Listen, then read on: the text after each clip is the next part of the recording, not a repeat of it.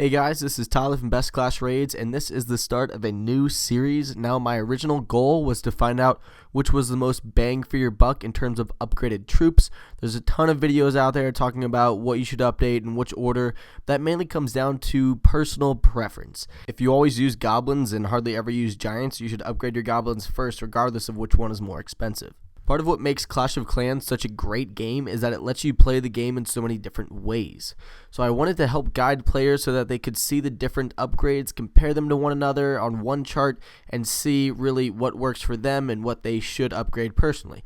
And what I realized was there was so much data here that just one video about upgrades was not going to be possible. So I decided to break it down in this video, and we're going to look strictly at damage per second and how different kinds of troops compare to each other at different levels. Now, you might think that the idea is pretty much straightforward, but the problem of comparison arises when you start comparing things like a witch to a wall breaker or a witch to a lava hound. They are just such different types of troops. Furthermore, the witch does damage and so do her skeletons, but when the skeletons die, they can regenerate and keep doing more damage, so things can get a little tricky. But I'll simplify things and walk you through this data because things can get more complicated. So this graph right here has an insane amount of information on it. The witch has been adjusted to help factor in her skeletons. Now the x-axis, or for some of my younger viewers, the bottom horizontal line has the different troop levels, and the y-axis, or the vertical line, has the amount of damage per second. Now damage per second is the best measure of true damage because it balances the factor of how long an attack takes,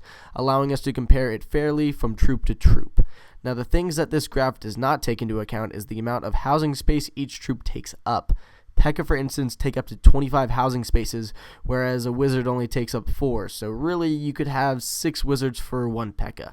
Now, I'll come back to this problem of housing space versus damage per second later in the video. So for now, just keep that idea in the back of your mind. And let's take a step back and simplify things. So we're just looking at comparing one troop to another troop and ignoring this housing space problem. Right off the bat, the first thing that jumps out of this is how much damage level 5 Pekka do. It's pretty crazy, this compared to other troops.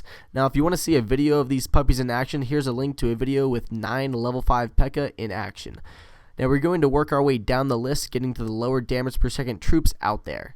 Now, after the big drop off from Pekka damage to the next biggest troop damage is the level 4 Dragons, followed closely by the level 6 Wizards. Now that we've removed the large housing space offensive troops, we can start to see how the tier 2 troops better compare. Now you can see just how closely the wizards and the balloons are in damage, with the balloon damage increasing greatly with their last upgrade and the wizards only increasing a little bit, which means if you use the balloons and wizards at the same amount of time, it would be more beneficial to you to upgrade the balloons before the wizards. Now, I know there's going to be some blowback in the comment section on that last statement I just made, but don't worry, I will compare the troop upgrades in depth in a later video. Right now, all we really are focusing on is the damage per second. Next is the witch, and the adjusted number is the witch plus the 4 skeletons she can summon. Now, she can have up to 8 skeletons on the map at one time, plus her, if none of them die, so damage per second in that case would be higher than the wizards and balloons, and the fact that the witch can resummon troops also makes her a great troop. It's just hard to compare her to the other troops because the attack style is just so unique. Next are the Valkyrie, doing a lot of damage, but remember they do have 8 housing spaces, which are a little bit higher than most people realize. Now the Valkyrie can do damage to multiple targets, again making it difficult to compare them perfectly. I just used the raw data from Clash Wiki. Moving down from there, we have the Hog Rider doing a significant amount of damage, and the fact that they ignore walls is pretty awesome too. No wonder they were so dominant before the non-luring heroes update came out. Next are Goblins. Now that is their damage per second on resources. Now the healer is up there just so I could include every troop in the game on this graph, but her heals per second stat is pretty much pointless for this video.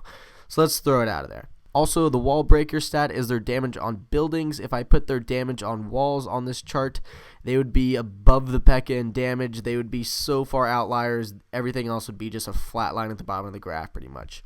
So hold on to that thought. If you're kind of annoyed by the comparison of wall breakers damage, I will come back to it. Next is the Golem, doing actually a solid amount of damage considering the fact that they are basically just a shield. Also, this number does not factor in the explosion damage that they do when they die, so you can factor that in personally if you want to. Next is the Minion, not doing a whole lot of damage, but they do only have 2 housing spaces, so it's not that big of a deal. Now the giants don't do very much damage, but they are more of a shield than a damaged troop. They're really just there to go after the defenses and protect the archers behind them. Next we have the barbarians and the archers, with the barbarians doing more damage than the archers because they can't shoot over walls, so it's just as you'd expect.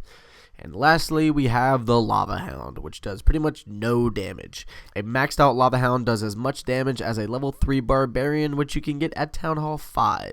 So why then does a Lava Hound do such little damage?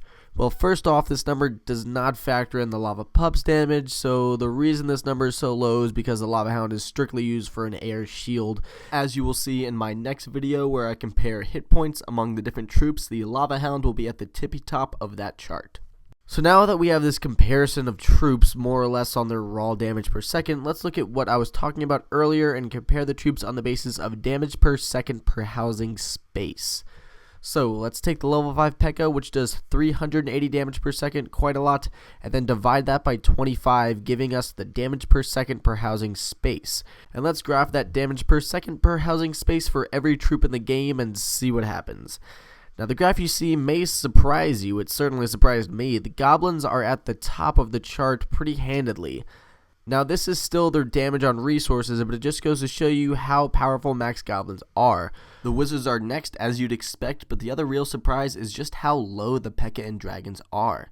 Now this chart doesn't really seem to make sense. Why spend the elixir on a Pekka when 25 Barbarians do more damage?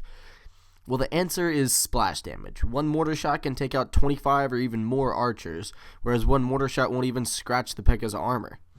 Now, that is why the troops must be offset in this way, so while the second graph is interesting and very different way to look at the troop data, it's not all that useful.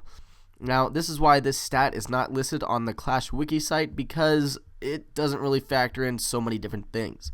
So really the best way to view the difference in damage per second is with the first graph. Just remember, especially when farming, that Pekka and tier 3 troops are much more expensive. Now just for fun, let's take a look at how the heroes match up on this graph. This line is levels 35 through 40 of the Barbarian King and Archer Queen. And before this video, I didn't realize that the Archer Queen did that much more damage than the Barbarian King. Now that number might seem a little small for the Barb King, but he also has a lot of hit points, even more than the Pekka do, and heroes also have abilities. When the hero abilities are being used, the graph looks like this. I hope this shows you just how powerful level 40 heroes really are, even if their abilities last for a short amount of time. So, who then is the most powerful troop in the game? Well, if we use the wall breakers and their damage versus walls, this is what we get, showing definitively that wall breakers are the most powerful troop in the Clash of Clans universe. So what have we learned today? Well, first off, we learned that you can use Clash of Clans for an Excel homework assignment, but more importantly, I hope this graph and my analysis helped you understand the different troops and the damage they dish out. Now, I know there's a lot more to talk about. Damage per second is only half the story, so make sure to subscribe so that next week you can see the in-depth comparison of hit points. I'm Tyler from Best Clash Raids. Thanks for watching, and clash on.